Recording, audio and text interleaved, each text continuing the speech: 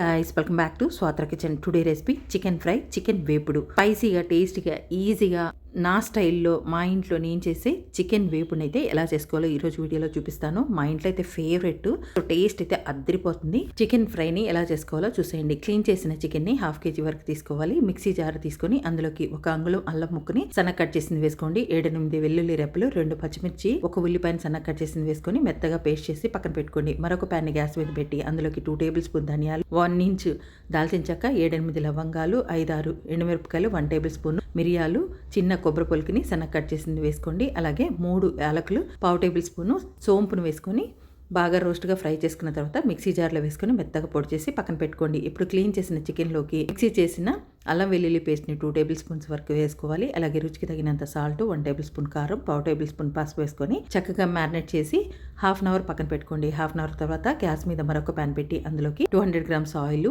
1 ఉల్లిపాయని సన్న కట్ చేసింది వేసుకోవాలి. 2 పచ్చిమిరపకాయలని చీరిని వేసుకొని ఒక 10 నిమిషాలు ఫ్రై చేసిన తర్వాత దాల్చిన చెక్క, లవంగం వేసుకొని ఉల్లిపాయ ఎర్రగా ఫ్రై అయ్యేదాకా ఫ్రై చేసుకున్న తర్వాత మ్యారినేట్ చేసిన చికెన్ కూడా వేసుకొని 10 నిమిషాలు ఫ్రై చేసి మూత పెట్టి ఈ చికెన్ ఉడికేదాకా ఉడికించుకోవాలి.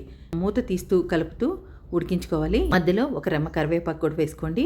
ఈ చికెన్లో నుంచి వాటర్ అనేవి రిలీజ్ అవుతాయి కదా, సో వాటర్ ఇంకిపోయి ఆయిల్ బయటికి తేలి చికెన్ ఉడికిపోయిన తర్వాత 2 టమాటాలని ప్యూరీ చేసిన పేస్ట్ వేసుకొని ఒక 10 నిమిషాలు ఫ్రై చేసి మూత పెట్టి టమాటా పచ్చివాసన పోయేదాకా ఫ్రై చేసుకున్న తర్వాత ఇందులోకి మిక్సీ చేసిన పొడిని కూడా ఒక 2 టేబుల్ స్పూన్ చల్లేసుకొని ఒక గుప్పెడు కొత్తిమీరను కూడా సన్న కట్ చేసి వేసుకోండి. ఒక రెమ్మ కరివేపాకు వేసుకొని 10 నిమిషాలు హై ఫ్లేమ్ మీద టాస్ చేసుకొని గ్యాస్ ఆఫ్ చేసి హాట్గా సర్వ్ చేసుకోండి. నిజంగా టేస్ట్ అయితే అద్దరిపోతుంది. ఒకసారి టేస్ట్ చూసిన వాళ్ళు మళ్ళీ మళ్ళీ తినాలని ఫిదా అయిపోతారు. సో అంత టేస్టీగా అద్దరిపోతుంది. స్పైసీ అండ్ టేస్టీ చికెన్ వేపుడు అయితే రెడీ అయిపోయింది.